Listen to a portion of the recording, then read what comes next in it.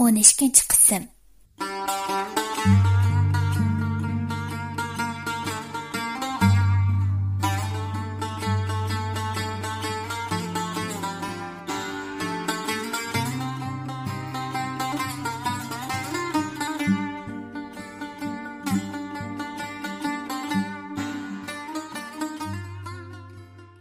Nigar noyiga ko'chib kirgandan buyon hamma ishlar Farida aytgandekli bo'lib o'tadi. U kundan kunga bakli yasandigan bo'lib ketgan edi. Kamalning topgan puli uning kiyim-kechaklariga, xarajatlariga orali yetadi. Ikkili gapning biri bo'lsa, hech kim his qildiramagan baxtni men senga his qildirdim. Hatto seni bir qiz farzandli qildim. Balangni o'ygaylimay, yomon ko'may beqotiman. Senga yendim qilsa bo'ladi. Nihal bo'lgan bo'lsa-mu, bunchalik qilinmaydi. Men senga chaplashib tegmagan, xotin kishi degandan shundoq chiqib bo'ladi. Chidamaydigan odam amsang bo'lmadi. Boshqa xotin kishilarni ko'rdik. Hech birisi seni o'ltirg'izib qo'yib baxmagan bo'lg'aydi. Deb Kamalni to'yg'izib qo'yadi. Doimla Nihal bilan o'zini selishtirib o'ltiradi. Bundaq vaqtlarda Paksatning bekli achchig'i keladi. Nigar bugun kashda o'tkaziladigan qo'shnisi Jahon qizining to'yi uchun aldirash tayyorlik qilmoqda edi. Uchisiga chippida kiyib olgan qiyniq qizil rang ko'yniki, texi bir necha soat oldinla bo'yatgan va budri qig'izgan chochlari va qiyniq girimlari uning aslidagi yashidan xilli cho'ng ko'rsatib qo'ygan edi. Hech ishdan xabari yo'q odam bo'lsa, texi boshqalar uni to'y egisi deb o'ylab qolishi mumkin edi. Ha, ma bola, sen qaldi amsa. Qo'rsqini to'yg'izib qo'ydim. Hozir uxlab qoldi. Uyg'ons qarab qo'y. Choy tangshab ishkilsang bo'ladi. Nigar yasinib eshikdan chiqishdan burun shundoq deydi. Paksat bo'lsa, uning bu qadar tez o'zgarib ketganidan hayron bo'lib o'tadi. Shunda qilib Nigar Paksatga Rustam bilan Firozani qoldirib qo'yib ketib qoldi. Paksatning uning qiliqlariga shunchalik achchiq kelgan bo'lsa-mu, yana o'zini zo'rig'a besib o'ltiradi. Rustam bo'lsa birda opisining keyindan aygatsa, birda Paksat bilan qayishib o'ltiradi. Soat 5 da o'tkazilmoqchi bo'lgan bu to'y bakla hashamatlik edi. Pal-pul yenib turadigan rangarang chiroqlar ko'zni qamashtirib turadi. Quloqni yervatgidek qo'yilgan naqshi muzika ovozidan hatto yonda turgan odamning so'zini anglag'ili bo'lmaydi. Soyibxonlarning boshlashi bilan Nigar dasturxonga kelib o'tirdi. Uning shu takabbur holatini til bilan tasvirlash mushkul edi. Qo'llariga va bo'yinlariga taqib olgan zibizunatlari dal bir haftaning oldida Kamal bilan urushib yurib oldirgan narsalar edi. Shu tariqada oradan 2 soatga yaqin vaqt o'tib ketdi. Nigar hali bu yanning gapini qilib o'tiradi. O'zidan eshib ketganlar bo'lsa, az-to'la g'ayvatmi qilib qo'yadi. Paksat bo'lsa, hali Firozaga, hali Rustamga qarash bilan parvona bo'lib o'tadi. Bo'libmi mushu kunlarda Firoza to'la yig'laydigan bo'lib qolgan edi. Balani hali ko'tirib, hali yotqizib, hali papilab o'tirgan Paksat Firozani faqatli pas qilolmadi. Kichik qiz to'xtamay g'ingshib turadi. Rustam bo'lsa uydagi hamma narsalarni chechib buzib qalaymiqon qilib o'tadi. Paksat Firozaga ozroq yeydigan narsa berish uchun oshxona uyga kirdi. Biroq non yo'q edi. Sirtqa chiqib aytirmoqchi bo'ldi-yu, yanada pul yo'qligi esiga kelib, yana bu xiyolidan yaltayib qoldi. Soat 7 bo'ldi. Biroq Nigarning qarasimi ko'rinmaydi. Hozir qish vaqti bo'lg'ashqa baldırlar qarağa tushib ketadi. Balalar ash qo'rsoq yig'izar ichida o'ltirishadi. Uylardan bo'ron uchib turadi. Hech bir ayol kishi tutgan uygimi asla o'xshamaydi. Garchi o'gay bo'lsa-mu, qarindoshlarining bo'libmi, Firozaning to'xtamay yig'ilishdan ansirgan Paksat yotoq uyiga kirib, non akirgidek pul izlashga boshladi. Kamalning chapallarining yanchiqlarini aqtirgan bo'lsa-mu, pul chiqmagan edi. Tartma ishkap va kiyim-kechakning yanchiqlarini necha qatimlab aqtirgan bo'lsa-mu, biroq pul topolmadi. Vaqtni xilali bir yerga berib qolganligi uchunmikin, Firuzaning qo'rsiqi bekla ichib ketgan edi. Qiz hech besiqadigandak emas edi. Shu asnoda Paksatning ko'ziga mehmonxona uyining bir bo'longa selib tashlanib qo'ygan yopki cheliqdi. U Nigarning yopkisi edi. Yanchiqida ham 5 yuan pul bor edi. U pulni asala beshiga nima ishlarning keladiganligini Paksat yaxshi bilib tursa-mu, bu oq ko'ngil bola Firuza uchun qurbonlik berishni tanladimi qandaq? Pulni qo'liga oldi va balaning kiyimlarini kiydirib, Rustam bilan ikkisini non og'ili billa elib chiqdi. Paksat, bu kechda bu yerda nima qilyapsiz? Opang qani? Tuyuqsiz anglangan bu ovozdan Paksat bir oz cho'chib ketdi. U qo'ru eshigidan chiqib, Navoiyxona tarafga qadam bosishiga bu ovozni angladi. Paksat orqasiga qarabla o'zi tarafga yaqinlayotgan Kamolni ko'rdi va ko'ngli bir oz tingandek bo'ldi. Opam qo'shnimizning to'yiga ketgan, tiyich qaytib kelmadi. Feruzaning qo'siqi bekla ichib ketibdi ekan. Yig'lab faqat orom topmadi. Qarasam, uyda nonmi qolmabdi. Nonga chiqay desam, hinamda pulmi yo'q ekan. Mushu vaqt cho'ltirsam, bu bolaning yig'isi faqat besiqmadi. Opam tix kelmadi. Uyni izlab yurib, aran deganda opamning yopkisining yanchiqidan 5 yuan pulni elib, nonga chiqqan edim. Dedi Paksat tushuntirib. U bir qo'lida Rustamning qo'lini ching tutib olgan bo'lib, yana bir qo'lida Firuzani ko'tarib olgan edi. U yanchiqidagi 5 yuan pulni elib Kamolga ko'rsatdi. Paksatning oyoqimi yirtilib ketgan bo'lib, shu bola ko'tarib turgan holida uni bakli bechora ko'rsatib qo'ygan edi. Kamolning ko'ngli bir qismi bo'lib qoldi. O'g'ilning so'zlaridan Nigarga qattiq achchiq kelgan edi. Bo'g'ziga qaplashib qolgan achchiqni ichiga yutib etib, gap qilishga majbur edi. Yaxshi qipsa bolam. Ammo sizlar bu yerda turib turinglar. Men berib kelay. Kamol shundoq deb ketib qoldi. Eshikdan kirib kelgan Kamol uy ichidagi qalaymaqonchilikni ko'rib, birda zardas o'rlisa, birda asta-asta yo'qolish girdobig'iga berayotgan oilasini o'ylamoqda edi. U Paksatning usti beshiga to'xtamay zansilib o'tiradi. U kichik qo'llari bilan qizning og'izlariga pamlab qo'shiq soladi. Paksat chaqqonlik bilan Firuzaning qo'rsiqini to'xladi. Paksat, bu yoqqa kela. Kamolning so'zi bilan Paksat dadasining yoniga chiqdi. Opang necha bilan ketgandi? So'radi Kamol beshini tutib o'tirib. Shu daqiqa uning ko'z oldiga Nihalning simasi kelmoqda edi. Nigarning chekdan oshgan qiliqlari Kamolni bearam qilishga boshlagan edi. To'rt bilan chiqib ketgandi, dedi Paksat. 4 soatdan buyon fikrlaringga sen qardingmi? Menga telefon olsang olmamdi, dedi Kamol uningga savol nazari bilan qarab turib. Biroq Paksat gap so'z qilmadi. Ota bola ikkaylan bir hazagacha sukut ichida o'tirgandan keyin Paksat asta gap boshladi. Ko'nglimdagini desam, menga xafa bo'lishimdan qo'rqdim-da. U so'zining oxirini ichiga yutibdi. Nemishqa bundaq deysan o'g'lim? Sen nemishqa xafa bo'g'dekmi? Sen yo xato ish qilmisan? Opamning yolg'on gaplariga ishonib, meni o'g'in shu kundan boshlab qancha og'ir kuni qolsammi sen aytmasini o'ylagandim. Mening ko'nglimni, dardimni sen hargizmi his qilmaysan dada. Men nechiga kirdim, buni sen yaxshi bilasan. Mening ishimdagi bolalar nerdan nima ish qilyapti? Biroq menchu bo'ldilar. Bularni deyishganning baribir foydasi yo'q. Nemil degan bilan hamma ish o'tmishga aylanib ketdi. Dedi Paksat ig'ir birni o'ysanib. Kamol o'g'lining demoqchi bo'lganlarini tushungandek bo'lgan edi. İnsanning xato bosgan bir qadam uchun qalb ming yillarcha badal to'laydi deydigan bir jumla bor o'g'lim. Buni hargiz esingdan chiqarib qo'yma. Balkim men shularning biri bo'lishim mumkin. Bundan burun xato qilganlarimni mana bugun hozir mushu vaqt his qilyapman. Odam haqiqatan vijdon azobiga davo topamaydi ekan. Men sening daring turib qalbingni tushunmadim. Dardingga yetolmadim. Ko'zlarim haqiqat bilan soxtalikni farq etolmaydi darajada ko'ribdi. Sana va'da beray Paksat.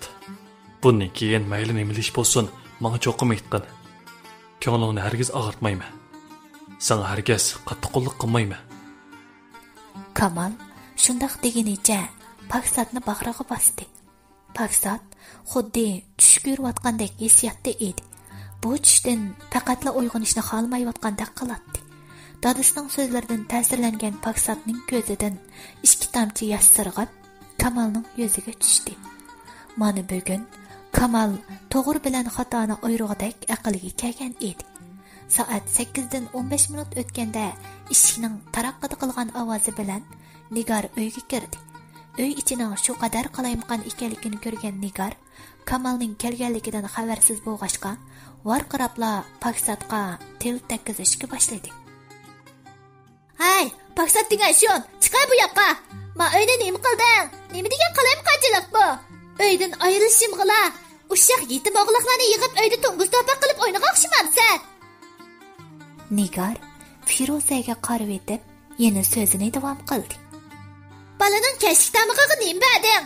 Rustamchu, u nima yedi? Bu narsalarni Rustam cho'p o'yindi. Non bilan choy berdim. Uy, yolg'onchi. Bir yerga ketib kelgicha qarab baqina uyni qilvatganingni. Ha, dadang kelsa bir urg'izmaydigan bo'lsam seni. Nigar mehmonxona uyda o'tirib, shundoq so'zlab o'tdi. Kamal bo'lsa yotoq uyda uning so'zini tanshab o'tiradi. U kiyimlarini almashtirmoq bo'lib, yo'pkisini qo'liga oldi va darrov yanchiqidagi 5 yuan pul esiga kelib, yanchiqini aqtirdi. Lekin pul qo'liga chiqmadi. Yanchiqimda 5 yuan pul bor edi. Sen oldingmi? Nigar ko'zlarini chekchaytib Paksatga qarab turadi. Shundoq men oldim. Uyga nonay kirdim. Paksat o'zining shu bir ig'iz so'z qilganini biladi. Ig'iziga tekkan bir shaploq bilan Paksat yuzini tutib qoldi. Voy, men aslida o'g'rini beqitdim emasmi? Isit sana 6 yildan buyon uyga ilinmay, yomon ko'may ajr qilib baqsam, endi yanchiqimni qo'lsaqdek oldingmi? Uy, yanchiqchi. Bu huquqni kim sana berdi? Ayta. Kim seni shunday qil dedi? Hop, balaya afat. Lanat bo'lsin sana. Chiqa uydan, bu o'g'ri. Nigar varqiraydi. Ham qo'liga avvalqidekla to'g semini elib, Paksatga yugurdi. Men o'g'ri emas, o'g'irlik qilmadim. Feruzaning qo'sqi ichib yig'lab ketganda chiqib nonay kirdim. Paksat shundoq dedi. Nigar uni urush uchun qo'lini ko'targanida Kamal ig'ir qadamlari bilan uning oldiga chiqib keldi. Bu kechgacha nada yurding? Hozir soat necha bo'ldi? Men sendan nega bording deb so'rayaptimi? So'radi Kamal Nigarga tikilib turib. Kamal, sen uydami eding? Ko'rdingmi? Angladingmi? Paksat yanchiqimdan pul olibdi. Endi mening yanchiqlarimga qo'lsog'dek bo'pti. Nigar tinmasdan o'zining aybini yepish uchun Paksatni so'kiyotdi. Darhol savolimga javob ber. Hozir soat necha bo'ldi? Sirq chiqishingga kim qo'shildi? Kimning ruxsati bilan buncha kechgacha sirtda yurding? Ha? Kamalning dakla ochiq kelgan edi. Nega boratdim? Qo'shnimizning to'yiga bordim. Buning nari xato. Endi mundaqli sirtqa chiqsam, sendan ruxsat olamdi. Dedi Nigar beshamlik bilan. Voy, ruxsat olmay chiqamdingam-sa? To'yiga bordig'ingdan mening nima xabarim yo'q. Sen nimancha bosh-boshda qayol. Mushu kecha to'y o'yindingmi? Ballar qiljisinga kamidimi? Ochangning to'y emas o'g'aytiyo. Gap qilmasam nimancha o'zingni bilmaysan, Nigar. Kamal varqiradi. O'zimni bilmay, nim qildiman. Ballaringni beqib, ashtamiqingni itib, yo'ndangni to'kib oltosam, meni nimada sadaydi deb qag'am etdi. Anglab qo'y, Kamal. Men sening maliying emas, qalig'inimni qilaman.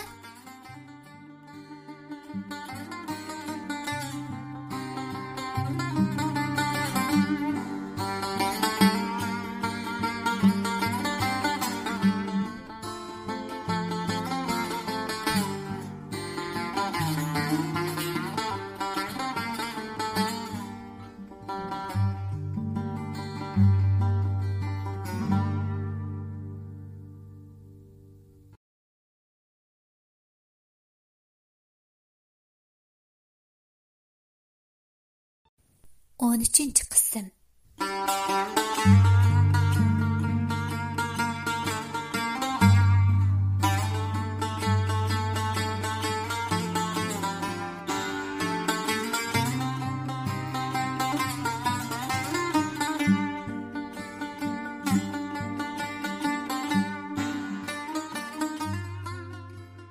Xalığınımni qilaman degan shu bir ig'iz so'z Kamalning mengisiga qattiq ta'sir qilgan bo'lsa kerak.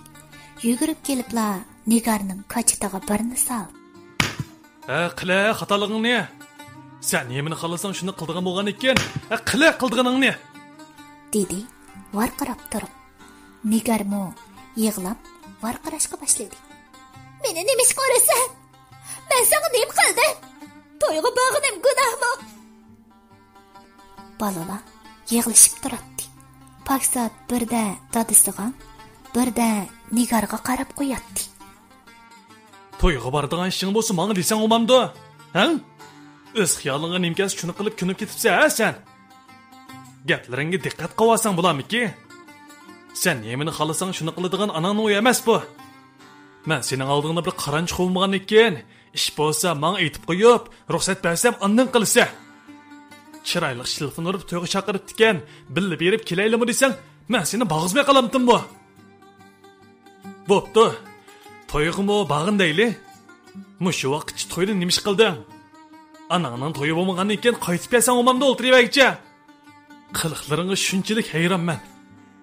Ballarni qandaqmi qo'qmay, paksoq tashlab ketalgansa. Umidi kichik tursa, yana kelib o'g'il bal tursa, qandaqmi bu vaqt balaga tomoq bera oladi? Ha? Nonni akirib qo'ymay ketibsa dexe. Kamal to'xtamay so'zlaydi. Har gap qilganida chiroylari qardab, texmi ochiqlanib ketadi.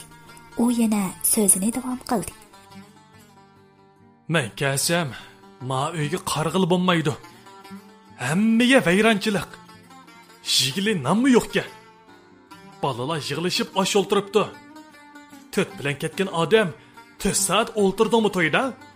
Kelinni uyga olib keldingmi ya? Xotin kishi deganning o'zi sirti bo'lsa-mu xiyoli, ko'ngli uyda qoldiganini ko'rgan. Lekin sen xotin talog'i bir chiqib oldingmi bo'ldi. O'zingni yo'qitib qo'ysa. Hey. Kamalning ochiqi karamat edi. Nigar mishildab yig'lab o'ltiradi. Yana o'rindan turib bir ishga eg'iz gap qilsalar, o'zining qandoq ahvolga tushib qoladiganini o'ziga ayon edi. Ketaman. Mushu qilganingga cho'qib pushaymon qilasan. Nigar yig'lab turib shunday dedi. Na ketsa, na ketadi. Hele obdan ketsa. Bo'sog'idan putingni epli chiqib ketsang, ikkinchi bu uyga kirma deb xamxel aylama. Anladingmi? Oldimda o'lib bo'lsangmi bormayman. Eshitsang Nigar. Sening bunchola razil niyatingni bilmabdiman. Paksatlar nima gunoh deyman? Yanchiqondagi pulni elishini xohlamasang, pul qoldirib kelsang bo'lmamdi. Gene texi o'zingga qilib turmaysan, ha? Tap totmasdan qarab turib yolg'on aytayotganni. Ketman deb mangan Nigar Kamalning paylini ko'rib to'xtab qoldi. Sening bu balang-chi, davomli shundaq. Nada pul qo'ysam, shu yerdagi pul yo'qib ketadi. Boshim undaq ishlarga ko'nib ketgan. Qo'lining chaqqanligi texi birdan ta'ab bo'pti. Ajab gaping menga o'tadi ekan, ha? Bu beni menga o'tmaydi ekan deysa, zodi yetimning beshini silgan gunoh o'zimda. Toza tillab, urib to'qmoqlagan bo'lsam, anda yaxshi bo'lardim shundaqmi? Yana juma, yanchiqimni solgan qo'lingni ochib aytaman. Bosh qara yetim o'g'laqshim. Nigar shundaq deb paksatga yugurdi. Ey, zuvaningdan chiqqan gapga diqqat qil dedim sana. Hayvonmi sen gap tushunmaydigan? Balalarning zuvoniga nonga kiribdi, o'zi hajlimabdi. Nemish kichkina balaga to'kmat qilsa, uning nima gunohi bor Nigar? Paksatni nemish qarlaysa? Kamal varqirdi. Nigar yana tayoq qilishdan qo'rqib qoldimi? Joyida to'xtab qolgan edi. Qarab baqa hey abdinga. Nima bu uchan ortib olgan? Nimandaqmi sat bo'yib olding deyman yuz ko'zlaringni. Manga. Jüp çıqa.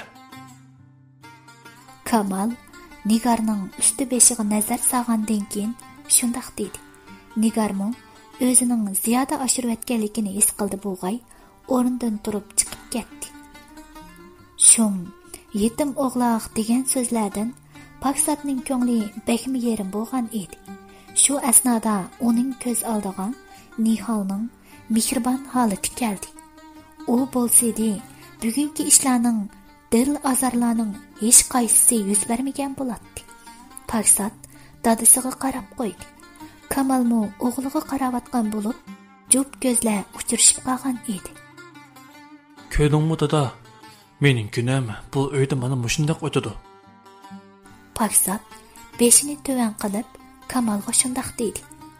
Ana shu urush jadaldan keyin hammaylan tinchlanib qolgan edi. Nigarmo Davronning uyiga bora olmaydi. Chunki u Kamalning qat'iy irodalik odam ekanligini, so'zlarining keskin ekanligini biladi. Bu eshikdan chiqib ketib, qayta kirolmasligidan qo'rqgan bo'lsa kerak, turibli ketmaslikni o'ylab qoldi va bu qaroridan yondi. Bir haftagacha Nigar bilan Kamal faqatli gap qilishmaydi. U tamoqni etmaydi. Ballariga non-choy berib o'ltiradi. Yig'lab xap qilg'idek bo'lsa, urib tillab varqirab ketadi. O'zimi uxlab qopib, yana yetib degandek, kunlarini bakla ahmiyatsiz ham bekor o'tkazib o'tadi. Kamal bo'lsa kunduzi do'kon ochadigan bo'lg'ashqa, tamoqni sirtdan yepli kiradi. Paksatmo maktabga ketadi. Kamal uningga ancha-muncha tamoq puli berib qo'yadi. Gohi kechlari do'kondan yerib echib kelgan Kamal oshxona uyga kirib tamoq etib ketadi. Albatta, sirtdan yevasa pul to'shmaydiganligini Kamal yaxshi biladi. Paksatmo dadasiga yordamlashib turadi. Bu ish 15 kungacha davom qildi. Bo'lgan ahvollardan xabar topgan Farida bugun kechda Kamalning uyiga keldi. Albatta, Zimin akamo uning bilan birga kelgan edi. Nigar bo'lsa chiroyini ochmay o'tiradi. Farida inisining partuqni tortib oshxona uyda bir tarafdan qozon qumishlarni yuyib, bir tarafdan tamoq qilayotganligini, Paksatning bo'lsa Firozani beqib o'tirganligini ko'rib, ko'ziga issiq yosh keldi va necha yil ilgari Kamalga aytgan so'zlari esiga kelgan edi. Nihal Kamalning dardida nima kunlarni ko'mgan edi. Mana endi Kamal bu vahshiy tulkining dardida mushu kunlarga qapti. Nima degan odil dunyoda bu? Hech kimda qolgan emas. Bechora Nihal nechilik azoblangan bo'g'iydi. Ayni yillari shuncha yalvorib ketsam unimag'an. Kamalni Nigar odam qilgan o'xshaydi. Kamal, nima kunlarga qolgansan uka? Farida o'z-o'ziga shundoq deb savol qo'yadi. Birda savol nazari bilan, birda afsuslanish, qayg'urish nazari bilan Kamalga pat-pat qarab qo'yadi. Kamalmo o'tgan ishlardan bir oz xijil bo'lgandek Faridadan o'zini ep qochadi. Kamal, sen uyga kirib o'ltirgan. Zimin yolg'iz qolmasin. Tamoqni men qilay uka. Farida shundoq deb oshxona uyga chiqdi. Kamalmo ortiq gap so'z qilmay uyga yenib kirdi. Farida tamoq etdi. Nigar bo'lsa yondagi yotoq uyda xiyoliy o'ltiradi. Bolalar bilan mukari yo'q edi. Kamal bekla nomusiz qilib ketotdi. G'azodan keyin Farida bilan Zimin aka ketib qoldi. Ko'nglingni yerim qilma Kamal. Turmush degan shundoq bo'ladi. Ham ochiqi, ham tatligi bilan bizni o'ziga mayil qiladi. Bu kunlarni o'tib ketadi. Nigarning ochiqi yansa, yaxshi bo'lib ketisizlar. O'zini ustib qo'yish uchun qo'rg'i billa tushgan Kamal otisining bu so'zlaridan xijil bo'lib o'tadi. Faridamo ko'z oldidagi reallikni bilib tursimi, ya'ni Kamalga majburiy tasalli bermoqda edi. Bu mehribon ayol hargizmi? Bu degan o'zingning sho'ri. Men senga nima degan, esingda bormi? Qara, ishlar men degandek bo'ldi. Endi nima degan bilan o'rniga kelmaydi. Nihaldek yaxshi ayolni bu umringda endi uchirtanmaysan, deyolmaydi. At kunga shanba edi. Paksatmi uyda edi. Bugun qandaqdir Nigarmı xeyli yaxşı bo'lib qolgan edi. U sahardala o'rnidan turib, balalarga naşlıq bergandan keyin Davranni tushlik tamoqqa chaqirdi. Davran balalarini elib Nigarning uyiga kelgan edi. Ot-singillar bir-aqur ahvollashgandan keyin ikkalan tamoq tutish qilish uchun oshxona uyga chiqib ketdi. Balalar yotoq uyda o'ynayotdi. Paksat bo'lsa kitob o'qib o'tiradi. Rustam va Davronning ikki balasi eshikni ochib yeb o'ynagan edi. Oradan Nilupar kelib, Rustamni kirgizmayli. Nilupar mikvag'ich kirgizmaymiz. deb kulgunicha eshikni kuchab yopdi.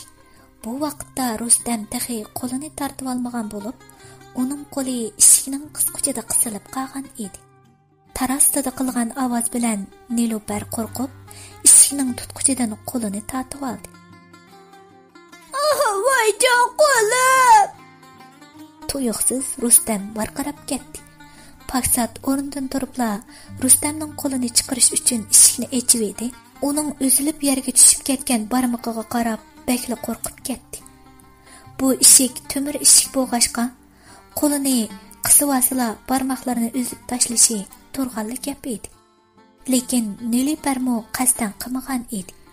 Balalar o'ynab mushundaq bo'lib qolgan edi. Rustamning varqirab yig'lagan ovozidan Davron bilan Nigarmo yotoq uyga unib bo'ldi. Ne bo'ldi? Zada ne bo'ldi Rustam? Nigar balasining yoniga kelib qonni ko'di va cho'chib, nima qilarini bilmay qolgan edi. Yerga tushgan qon ichidagi tirnoq va go'sht odamning badaniga tikan bostiradi. Nigarning ig'izlari gapga kelmaydi. Kim qildi? So'radi Nigar g'azab bilan Paksatga qarab. Paksat eshikni ochgan edi. Qo'lim izlab tushdi. Bag'la ichim og'rib ketdi. Voy qo'lim. Rustam daryo kabi iqib ketgan edi. Yeniqi bağa vaqtimda barmog'i o'zilib qopti ekan. Men texi qo'li qisilib qolgan bo'lsa chiqarib qo'yay deb ishni ossam. Paksat shundaq deb turishiga Nigar yig'layotgan Rustamga parvo qilmasdan o'rnidan turib Paksatga o'qdak etilib keldi. Uning bu alpozdan vahshiylik chiqib turadi. Nigar Paksatning pattangidan tutib kuchab akilib tamg'a ustiribdi. Faqat bir qatim emas, necha qatim takror ustirayotgan edi. Mening bolarimdan yiroq tur angladingmi? Ikkinchisini ularning atrofini ko'rib qolmay. Rustamning qo'li bir narsa bo'lib qolgan qani. Qolgan neyli ko'rsan texi. Bo'yningni uzib, qog'i quzg'unlarga yem qilib etaman. Ushum. Dadangga meni cheqishtirib ishondirmas qilib qo'yding. Endi bo'lganda bolalarimga nashtiringni sanjib arob bermayotsan. Eli ko'rsan kirgilikingni texi. Yo'qol ko'zimdan. Nigar shundaq deb varqirdi va orqadan Paksatni mushlab urishga boshladi. Nigar, bu sening nima qilgani? Paksat nima qildi? Balalar o'zi o'ynab shundaq bo'pti-ku. Urush talashning o'rniga darhol doktorxonaga mangayli. Davron singlisining bu qiliqlaridan bekla hayron bo'lib o'tdi. Qarab turibla bir kichik balaga azor berganidan ochiq kelgan edi. Tat qo'lingni, o't bu yoqqa. Davron tezla Nigarni Paksatdan ajratdi. Tamg'a ustirish natijasida Paksatning peshonasi qanab ketgan edi. Og'riq azobidan Paksatning tishlari g'o'chirlab ketayotdi. Saraqmo'san, qara qiliqlaringga nomus qilsang-chi? Davron shundaq deb qo'ydi. Nigar darrov qo'liga telefonni elib, Kamalga telefon urdi. Rustamning barmog'ini ish qisib oldi. Qon to'xtamayotdi. Hozir qaytib kel, doktorxonaga olib boramiz. Nigarning talabbuzi jiddiy edi. Uning so'zlaridan ansirab qolgan Kamal darhol do'konni taqab uyga qarab yo'l oldi. Nigar bo'lsa hadab Paksatni ayblab o'tdi. Davron uning qanab ketgan peshonasini surtib turadi. Kim qildi? Kim qildi? Ishni kim yapti? Rost gap qilinglar bola. Davron Har qancha so'ragan bo'lsa-mu, hech kim indamadi. Chunki Rustamning qo'lidagi qoniga qarab, Nilufar bakla qo'rqib ketgan edi. Bo'ston qizmi ochisini qo'g'digandek lamjim demay turardi. Nigar yig'lab ketgan edi. Paksatmi o'z og'riqi bilan turardi. Kamal uyga kiribla avval Paksatning qon to'xtamayotgan peshanasini ko'rdi va "Sen nim bo'ldi, Paksat?" deb so'radi. Qora niyat Nigar Paksatning ig'izini ochirmadi. Uning shu yolg'on so'zlaridan hatto Davronmi Nigardan yerginib ketayotdi. Balalarmi ham qo'rqib turardi. Paksatning vujudini alam chirmab olgan edi. Yeshi o'ziga bo'ysunmayotdi.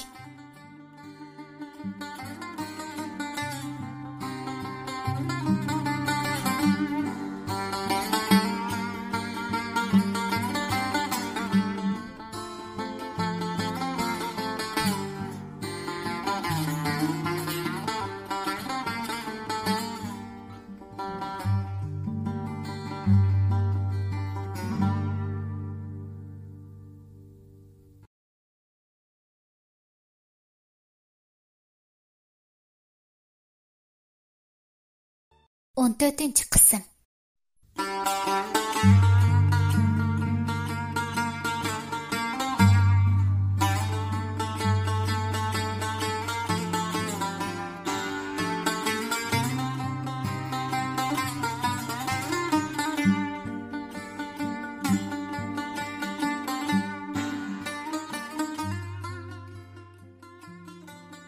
Rustamning qo'lini ishga qistirib mashina qilib etibdigan. Qo'rqitib qo'yay deb qo'g'lisam, menda qochiman deb tamg'oy suvapti. U degan ish qancha ish emas. Menga tez bo'l. Rustamni doktorxonaga olsak bo'lmaydi. Qon beklik kelib chiqib ketdi. Bechora bolamning qo'li qanchalik og'riyotgandi. Nigar qarab turibla yolg'on gap qilayotgan edi. Kamalning bu so'zlarga ishongisi kelmayotdi. Shundaqdimi Davronning oldida ortiq gap qilishdan xijolat his qilib, Rustamni doktorxonaga elib bordi. Uyda Davron va bolalari Paksat bilan qolgan edi. Davron turib Paksatga qarab qo'yatdi, ham ko'ngli yerim bo'ladi. Uning peshonasi birdamning ichida ishib ketgan edi. Davronning singlisiga nisbatan shunchalik ochiqi bor edi. Hech bir gunohsiz bolani qarab turib shunday qarlaganiga ichi ochiq bo'lib ketgan edi. Bola og'irvatamdi. U pat shundaq deb Paksatning peshonasiga qarab qo'yatdi. Paksatning yosh lig'irlab turgan ko'zlari nalarnidir Niholning simasini izlaydi. Ost yaxshi bo'lib qoladi. Paksat shundaq deb qo'yatdi. U derizdan sirtqa qarab turardi. Lekin og'riq azobini u o'zi biladi. Davronning Paksatga bakla ichi og'rib qolgan edi. Yo'l bo'yi Nigarning ig'izi faqatla besiqmagan edi. Rustam bakla ushiq bo'g'ashqa to'xtamay yig'laydi. Oppa, bakla og'rib ketdi. Bakla og'rib ketdi. Sening balangni men faqatla odam qilib bo'lamidim. Uyda mehmon tursimi? Shunda xap qilyotdi. Yonumisni bilmagan. Ajam nima deb qolgandi? Mushunda qilishib bersak, yo sen texi bir ig'iz gap qilmaysan boshimga. Men bir ig'iz gap bo'g'icha, texi orig'i kelasan. Shunga mushunda bangvashcha olib qoldi bu. Mashina ichida Nigar shundaq deb xafa bo'lib o'tdi. Uning ovozimi hamma odamni bezor qiladi. Nima kunda bu menga? Meni g'o'botdi, yomon elib o'gay ko'rib patqizmasin. Bu kichik bolada nima gunoh deyman? Barmoqlarini o'zib atgidek nima yomonlik qilgan bo'g'aydi bu shovchining bolasiga. Onasi jalabdimi o'ta eski zaharxanda bo'ldi. Qani bir doktorxonaga boraylik. Qolgan ishni hali deyishimiz texi. Nigar yana so'zlarini davom qilib shundaq deydi. Kamal shopir ustamdan nomus qilib ketayotdi. Shu topda u qizirib yerga kirib ketgidek qiladi. Hamma ishning yomon tarafini o'ylamay, yaxshi tarafini o'ylab qo'ygan Nigar. Dedi Kamal yomon taslikda Nigarni to'xtatish uchun. Shopir ustammo orqa ko'rinish aynikidan Nigarning chiroyli Şoför ustamı arka görünüş aynikidan Nigarning chiroylariga qarab qo'yatdi. Kamalga shunda qarab qo'yatdi. Navada odam bo'lmagan bo'lsa edi, uning Nigarni urib tashlashi aniq edi. Kamalning qizirib tatirib qiyin ahvolda qolganligini ko'rgan shoför. Kichik bola emasmi? O'ynashib yurib ehtiyotsizlikdan bo'lib qolgan bo'lishi mumkin. Kichik bolalar boyada bunday qishlardan xoli bo'g'il bo'lmaydi.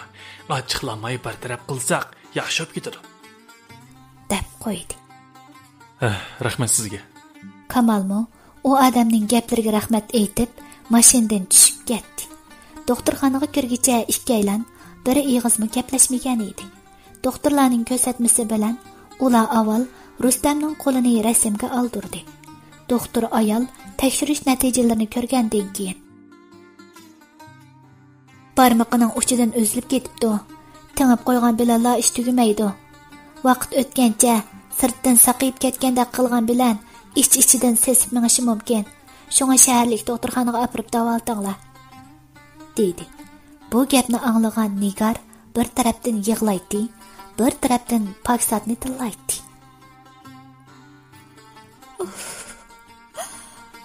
Endi qanday qilaman? U peshin yeydigan ishchim, balay afat. Balamning peshiga chiqadigan bo'ldi. Endi nima kunlarni ko'raman? Bunda qilma Nigar. Bayatımı şundak eğizliğinden setgeplerini çıkarıp paksatını taladın. Bu deken bir tasadibi yüz bergen iş. Paksat nemiş kıslarını patkuzmuğu dek. Onu yaman anma. Hemme günahını onun ol artma. Men davalatmayımız demedim go. Davalatımız. Sakay koça davalatımız.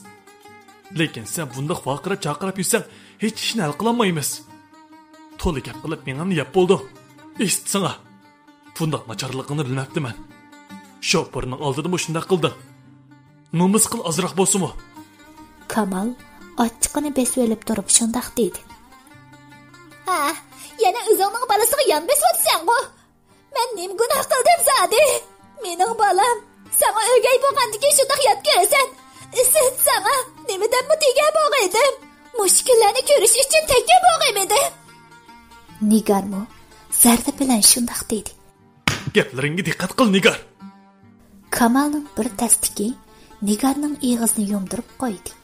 U doktorxona zal ichidala Nigarni urgan edi. Nigar ana shundoq davxo ayol edi. Davomli o'ziga tayoq tepib yeydi. Yur, doktorxonaga boramiz. Kamal shundoq deb Nigarni tortib chiqib ketdi. Rustam g'ingshib yig'laydi. Uning yig'isi Kamalning beshini o'chaq qilgan edi. Ishlar shundoq jiddiy tursa-mu, Nigar Kamalga qiydaydi. Gap qilsa-mu silkib etadi.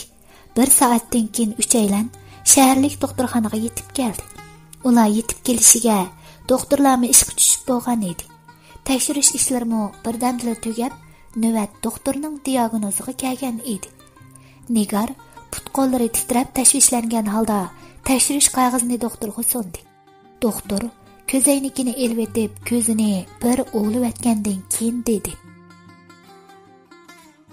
Buguncha dori surtib tengab qo'yamiz. Atiyani elib kelasizlar. Ahvolga qaraymiz. Qon juqi bo'g'ashqa tekshirish aniq chiqmabdi. Avval qonni to'xtatayli. Navada bug'umga yaqin uzilgan bo'lsa, bug'umdan operatsiya qilib ilib etamiz. Barmoq uchidan uzilgan bo'lsa, davolasak saqayib ketadi. Nigarning ichini yana bir vahima qaplagan edi. Qonni tozalab tinish jarayonida Rustamning qo'li bakli etishib og'rib ketgan bo'lib, ozgina yarim kun vaqt ichida u boshqacha sho'pshib qolgan edi. Atiganki sho'xliqlaridan asarmi qolmagan edi. Ko'zlaridan munchoq yoshlar to'kilib ketadi. Nigarmo balasining o bechora holatiga qarab, yuragi titma bo'lib ketgan edi. Ana bola ikkalarning ovozlari titrab chiqadi. Ifodligisiz kayfiyat uni qiynatdi. Rustamning holi Nigarning ichini seritdi. Albatta bu Nigarning necha yillardan beri paksatqa qilganlarining badali edi. Demisimi bu dunyodagi qaysi bir yomonlik badalsiz qolgan. Lekin u bu ishlarni tushunmaydi. Kamal bu yerda bo'lgani bilan butun Asiyodi paksatda edi. Uning bayatdan qoniga bo'yalgan peshonasi ko'z oldidan ketmaydi. paksat nima bo'lib ketgandi? Deydi u ichida o'z-o'ziga pichirlab. Shu ko'ngilsizlikdan keyin ular uyga qaytib keldi. Kamal eshikdan kiribla yotoq uyda o'zini kutib, derazadan sirtqa qarab turgan paksatning yeniga yugurdi. U uyga kiribla g'angdan qolgan edi. Paksat, bu senmi bolam? Boshqacha bo'lib ketibsan-ku. Peshoning beklashib ketibdi. Bu bo'lmabdi. Yur, doktorxonaga boramiz.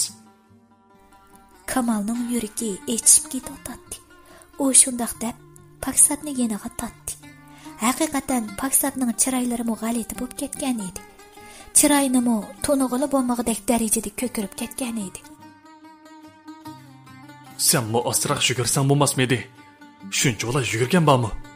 Qarab baqina, chiroyingga nima bo'lib ketibdi? Kamal so'zini davom qilib shundoq dedi. Sen shu gapga ishondingmi to'da? Men nimishqa bekordan qochqudekmi? Qechib suv oldigan ish emas bu.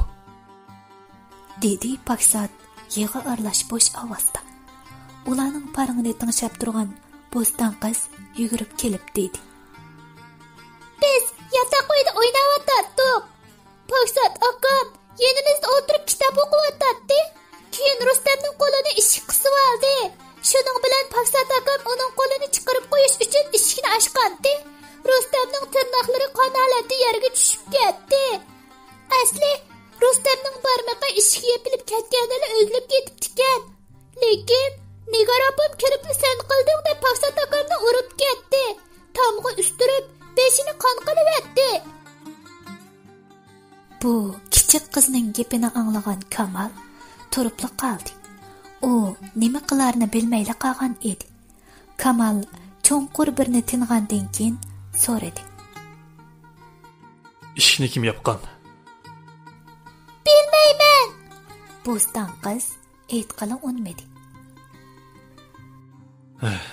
Asli ish mundaq ekanda.